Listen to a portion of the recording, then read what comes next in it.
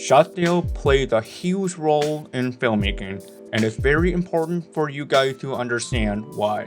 There are so many key aspects that help you advance their storytelling. There's shot scale, which we'll be focused on today. They are camera angle, they are temperature, color, lighting, but we're focused on 7 key shot scale, and 3 of them are the main key that we're going to be expanding on today. This work with travel filmmaking really well with narrative filmmaking, and most importantly, documentary filmmaking. The first shot scale is close-up.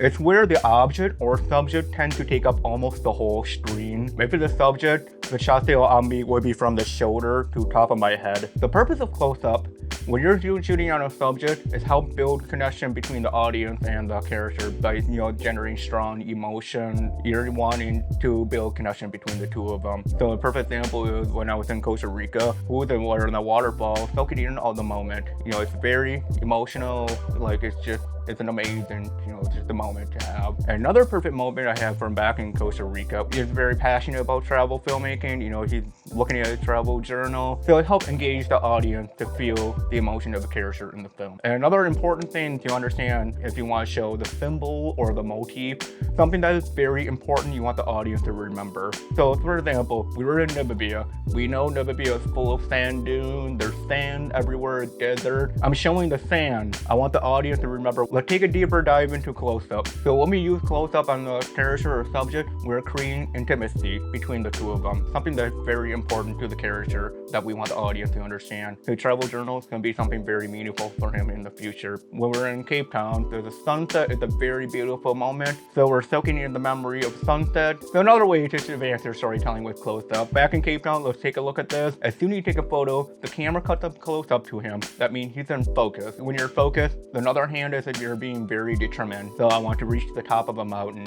I have a long way to go, but I look back, boom, close up, to show that I'm very determined. And another thing is with the close-up, if we want to really emphasize the action, you want to really make it spicy. You want to really just punch in the action, make it more dynamic, the moment's going in it, the movement, you want to really show every movement in that. If you could become more creative, it was raining, fighting through the rain, and it's so dark. He does not have much visibility, so I'm trying to reduce the character awareness. The audience can't see as much. He only have limited visibility because torch, you can't see as far with that. Play around with character awareness as close up, so it kind of reduce how much audience can see us. Details are very important in filmmaking. Audience need to see the details in order to understand the story. And before we move on to the next one, I want to ask you guys a question. When you think of Costa Rica, what are the things that comes up to your mind? So if you think of Costa Rica, you should have written down it's like a jungle, plants are different in Costa Rica, the wildlife. People don't see that anywhere else. Like if you're living in, let's say for example, Greece is not going to see a jungle. People want to see that, and that's where extreme close-up comes in. Extreme close-up is when you're close-up, but you want to punch it even more further. And extreme close-up is where something that may take up your whole stream, your part of the subject will also be cut off by off-frame or off-screen, however you call it. If you're using it on a subject, it's just your eyes, your mouth, your hand, like you show your hand trembling. So what is the purpose of extreme close-up? It shows the important you want the audience to remember or something that they won't catch. So I'm on a helicopter tour, experiencing so much in that moment because there's so much to see. And another thing is, if you're using an object, that's why I asked you guys the question about Costa Rica. I want to show the water droplet on the plant. And like another thing is, I'm in Bali, the statue. I want to show the texture of that statue. You're advancing your storytelling. You're showing the details of the location. Number 2 is medium shot. It's also known as a sweet spot for filmmakers. And if you're shooting on your subject for medium shot, it goes from your waist to your top of your head. What is the purpose of medium shot? Close-up shows a character emotion, but if you're shooting on the subject, you can still see the emotion of the character, but with more of a body language and with the surrounding included. For narrative film, it's more common for dialogue. Dialogues are very common shot in medium shot. So why would I use medium shot? You want to show the body language. You can see your character emotion, you can see the emotion, but also at the same time, you want to show the body language because body language can provide much stronger emotion to the audience. And with a perfect example of a body language, you see Jacob experiencing the sunset back in Namibia. His hand is on top of his head. The audience understand how he's feeling based on his body language. And for next one, between close-up and medium shot, it's called medium close-up.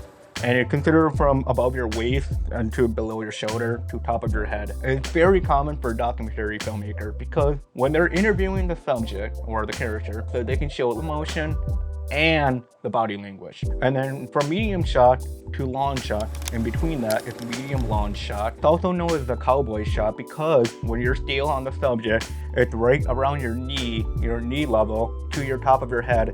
And the reason why it's called the cowboy shot, you can see the gun holster. Obviously, it's a little wider than medium shot. If you have a multiple subject in there, that's where medium long shot comes in. You can show two different subjects. You can show the emotion of both subjects at the same time. At last, it's long shot.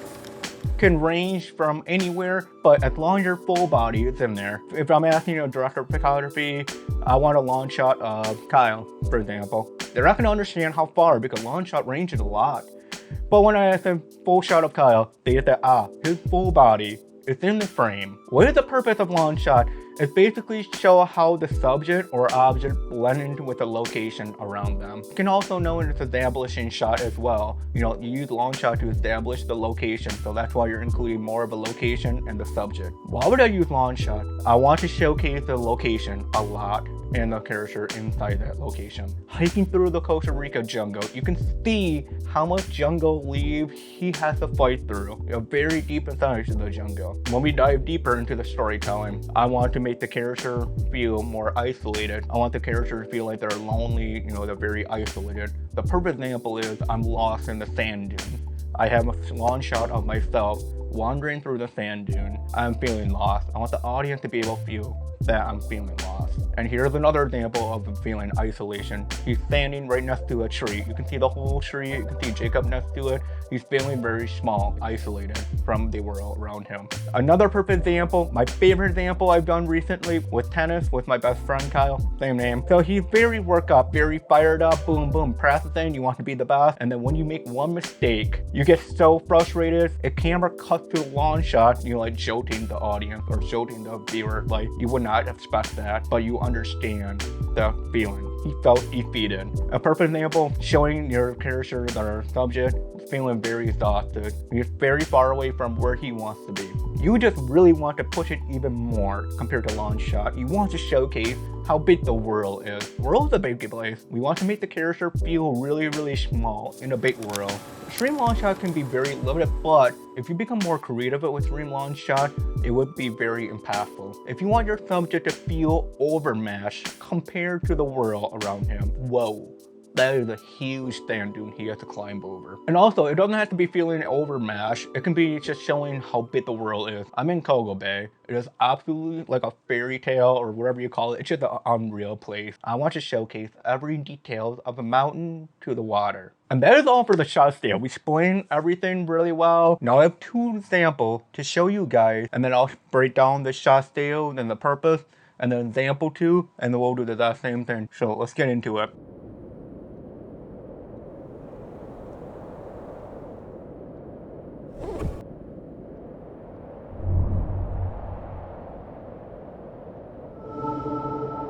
So you can see here, the very first shot, it's like an establishing shot. It's a wide shot. And then when we cut to number 2, it's kind of like a cutaway shot. Remember that specific lake. And then when we cut to number 3, Jack setting the bed down. Number 4, it cuts to a close-up because Jack is focusing on something. So this right here is where everything gets very interesting. So technically it's like 2 shots, but it's 1. So you can see a wide shot of a lake. So it's kind of like the symbol. And then when it wrap focus to Jack pulling out the camera. So it's a close-up of the camera. And people are understanding what Jack is really going for. And then the next shot, it's just a wide shot. He's just understanding the surrounding. And then bam, it cuts up to close-up. He is focused. And people will be like, he's taking a photo. And then it cuts to the wide shot. The very last shot, wide. Because he knew he got the shot. So that's like the breakdown, the very first example. It's a lot of things going on in that one short video. We organized the shot style to make the story come alive. And let's jump to number 2.